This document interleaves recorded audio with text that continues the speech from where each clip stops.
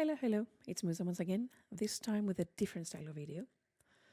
Last weekend we had the first Modern Showcase challenge for the Modern season on Magic Online. To everyone's surprise, the top 8 was filled with a variety of spicy decks that have never seen the light of Modern before, or they haven't been relevant for a very long time. My eyes, though, obviously fell on the original Devoted Druid combo deck. Here you go, I'll show you the deck here. That finished in the top 8. They did a 7-3 run, which is a really good one. This finish sparked a question for both of me as well as other elf players. What shell is better for Devoted Druid? The original one? The dedicated one, I mean, or the Elves one? At first glance, you can see that they are both toolbox decks, therefore there are a few similarities regarding the hate base and the tutors. But pretty much here is where the similarities end. The dedicated Devoted Druid shell actually plays many cards that people have asked me over and over again, why don't I just play them in Elves? A few examples of those cards. We do have here Walking Ballista. Why don't you play Walking Ballista? Duskwatch Recruiter. We also have here Behemoth, which is also, let's be honest, in the original Devoted Elves shell. Tyva, which gives everything haste. Why don't you run it? Malevolent Ramble. Since you're running Cauldrons, why don't you run this card? And a few more cards. Oh, and obviously the Cub here. Why don't you run Cub? The reason, I'm going to tell you a few of them in this video. The rest of them I've answered them before. I'm not going into that again. So let's start with the obvious. How the dedicated Devoted Druid deck works. The plan is very simple. Your purpose is to assemble the Devoted Druid and Vizier combo in order to generate infinite mana and finish the opponent using either Behemoth or Ballista. You run the old school Duskwatch Recruiter combo to try to find the finisher that you need. Compared to the older versions of the deck, there are a few spicy synergies. For example, we have Eternal Witness, which brings back from the graveyard, back to hand, any card Tivar or Malevolent Ramble might have milled into the graveyard, and that's actually a pretty smart card to play. Cauldron synergizes beautifully with the Duskwatch Recruiter, as you can put the activated ability under it if they kill the Recruiter. You also have Cauldron synergizing very well with Ballista, Urobroid that adds counter, as well as the Cub. Actually, Badgermore Cub is a very powerful card, even though it's not a finisher. It's a card that many people don't like to feel unanswered, they try to kill it. And I do believe that this is the right shell for it, as the Cub helps the deck create mana fast. Elves doesn't need help in order to create mana. It's a deck that actually naturally creates mana fast, and it does it very well.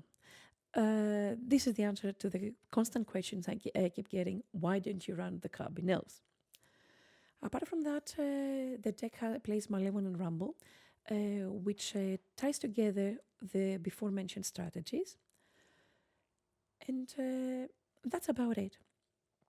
The few problems that might occur in this list, from my experience, from mainly playing the Devoted Elves version the last years, is that Tivar as well as Malevolent Rumble might both mill the wrong cards in the graveyard. What would happen if you actually mill both Witness as well as something useful in the graveyard? Furthermore, tutor-wise, Green Sun Zenith doesn't tutor for a Vizier. Green Sun Zenith only tutors for green cards. And in this shell, Vizier is much more needed than ever because it's the combo. They do play three of them though, 3 Viziers, so that's pretty much okay. So it's way more consistent in order to try to assemble the combo.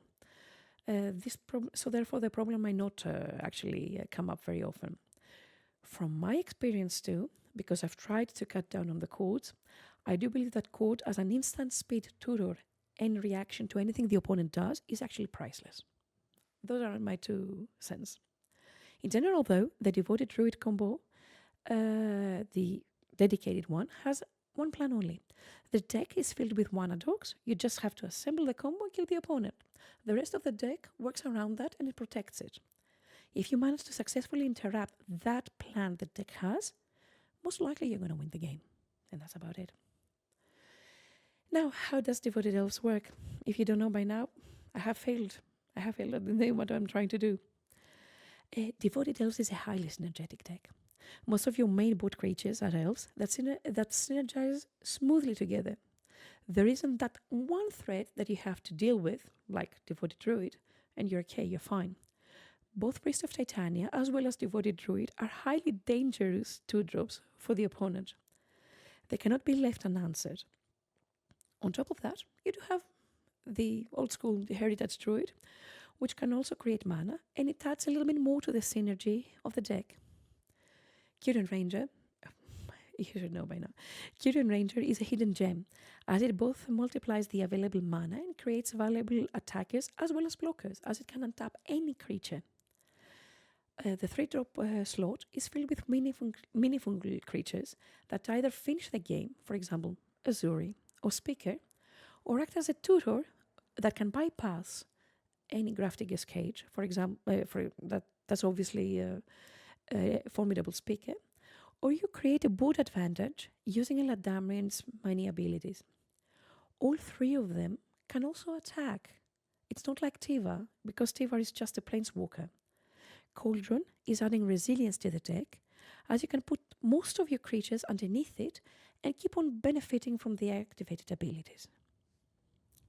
So you're going to ask me now, okay, thank you for the analysis, but which of the deck is better? Unfortunately, I cannot answer that for you. I can present to you, though, the differences, and it's up to you to decide. I do believe that the original Devoted Druid shell is represented way more than the Elves one. In the Elves community, we are still debating what's the best shell for the deck, and a lot of people are still stuck in the ancient ideas and cards. Sorry if I offend anyone. Sorry, not sorry, actually. We have Shaman of the Pact and Little Sentinel Heritage Druid that people still believe they're relevant. I strongly believe that if the Elves shell was more played, and especially by experienced players, way better players than me, and I'm saying I'm not the best player in Modern, the Elf deck would actually give good results too. The issue is that the Elf players aren't used to playing the toolbox style of decks, or they don't really consider the Devoted Elves a true Elves deck. I've heard that before. And they refuse to even try it or even play it, and they stick to old ideas. The dedicated Devoted Druid shell has been a toolbox since its existence, therefore the players know how to play it. If we go deeper into the differences between the 2 decks, the dedicated Devoted Druid combo is easier equipped to create and assemble the combo, but it's also easier to play against, as I mentioned before. This is where the Tiva and Cauldron come into play, and actually, excuse me, they create a little bit more complexity to the deck. Elves, on the other hand, is a very fast and resilient deck that doesn't die to spot removal that easily. Sometimes it's not easy for the opponent to make the right call and kill the right creature, as the creatures are diversified and there are multiple angles they can die from. The deck is full of small synergies and combos that even now I'm demonstrating in my combos and I'm learning them on the spot. It's a deck that you keep on learning even after years of playing. The dedicated Devoted Druid deck is able to change its game plan into a more mid-range deck, let's say, a bit better than Elves. I can admit that. In Elves, you need to keep the core of the deck intact so as not to affect the synergy of the deck. There aren't many matchups where you can remove the core of the deck and change the plan.